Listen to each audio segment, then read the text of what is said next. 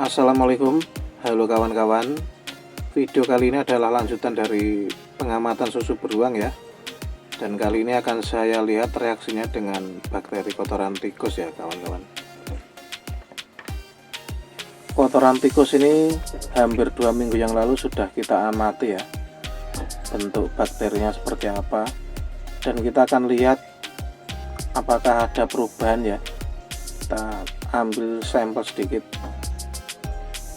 Dan seperti biasa, video ini juga berisi narasi dengan text to speech ya, agar penjelasannya tidak belepotan kawan-kawan. Oke, mari kita lihat bakterinya. Halo kawan-kawan, sekarang giliran saya yang akan menemani Anda di video pengamatan kali ini. Sudah kita lihat pada video pengamatan bakteri pada kotoran tikus sebelumnya. Namun kali ini berbeda, kotoran tikus yang digunakan sebagai sampel kali ini sudah lebih dari 12 hari didiamkan oleh Pak Embendil. Dan seperti yang Anda lihat saat ini, bakteri pada kotoran tikusnya sudah mengalami perubahan. Jika Anda sudah menonton video pengamatan bakteri kotoran tikus di video sebelumnya, pasti Anda paham perbedaannya. Di video kali ini, Pak Embendil memulai pengamatannya langsung ke zoom 400 kali, dan sudah terlihat jelas pergerakan dari bakterinya. Walaupun bukan rahasia umum lagi, tetap perlu saya ingatkan betapa bahayanya bakteri pada kotoran tikus. Di dalam kotoran tikus, terdapat beberapa jenis bakteri yang sangat berbahaya dan bisa menular ke manusia. Bakteri pada kotoran tikus yang bisa menyebabkan penyakit berbahaya bagi manusia diantaranya adalah bakteri Leptospira, yang menjadi penyebab penyakit leptospirosis. Beberapa gejalanya yaitu demam tinggi, sakit kepala, perdarahan, nyeri otot, menggigil, mata merah, dan muntah-muntah. Kemudian ada juga bakteri Salmonella dan Campylobacter, yang menyebabkan penyakit salmonellosis dan campylobacteriosis. Gejala yang ditimbulkan antara lain diare yang dapat disertai darah, demam menggigil, kram dan nyeri perut, mual dan muntah. Di video kali ini, Pak Embendil akan melakukan eksperimen untuk melihat reaksi antara susu beruang dengan bakteri pada kotoran tikus, jadi, jangan skip dulu kawan-kawan. Sekarang akan saya tetesi dengan susu beruang. Kita pakai sedikit aja ya.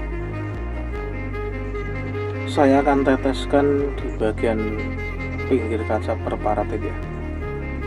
Kita akan lihat hasilnya seperti apa. Rekamannya ada di video setelah ini ya teman-teman. Coba perhatikan baik-baik video rekaman yang akan saya tampilkan ini ya. Oke, sekarang silahkan Anda perhatikan baik-baik video saat susu beruang diteteskan ke dalam kaca objek pengamatan. Partikel dan bakterinya terlihat seperti terhempas, seperti sedang terkena tsunami. Tapi ini bukan fenomena yang ingin kita lihat di pengamatan kali ini. Kita ingin melihat reaksi yang terjadi saat bakteri bertemu dengan susu beruang. Seperti apa jadinya? Sambil menunggu pergerakan aliran dari susu beruang ini benar-benar berhenti, mari kita lihat pergerakan di bagian-bagian lain dalam kaca objek pengamatan.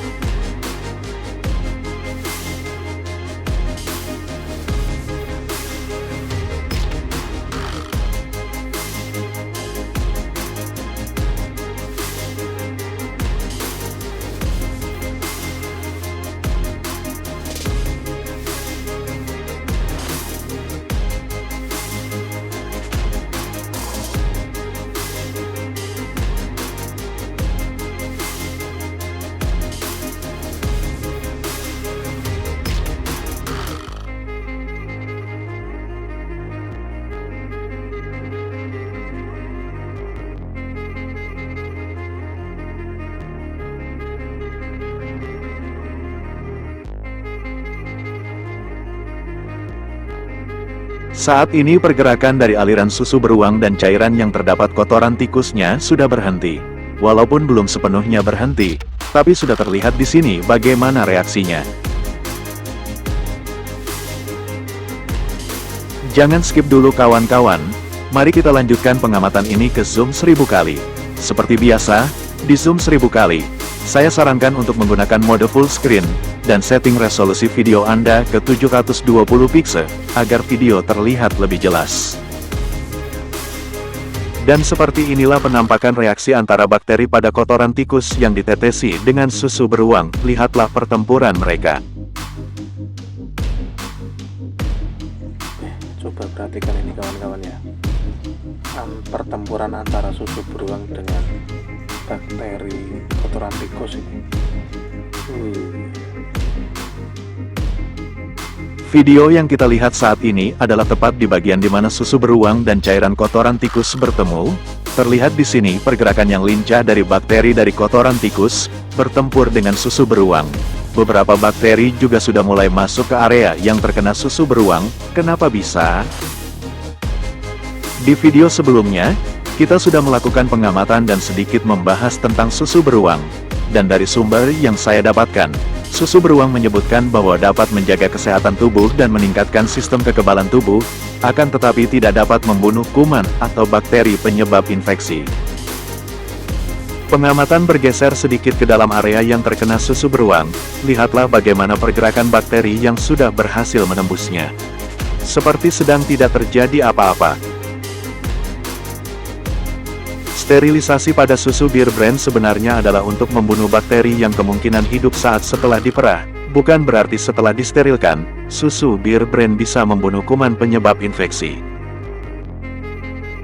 Di dalam susu beruang, tidak terdapat bakteri baik yang bisa melawan bakteri jahat penyebab infeksi. Kemungkinan proses sterilisasinya benar-benar membunuh semua bakteri yang ada.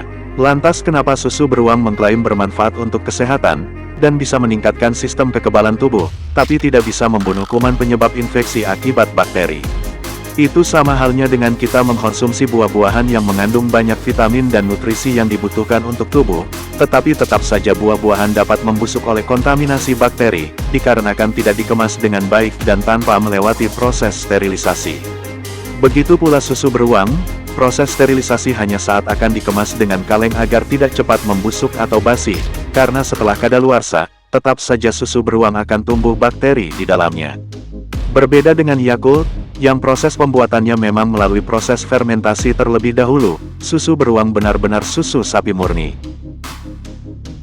Oke kawan-kawan, kita cukupkan pengamatan reaksi antara susu beruang melawan bakteri jahat pada kotoran tikus kali ini. Semoga video ini bermanfaat, dan bisa memberikan sedikit wawasan serta pengetahuan untuk Anda. Terima kasih sudah menonton, salam sehat selalu untuk Anda sekeluarga, amin.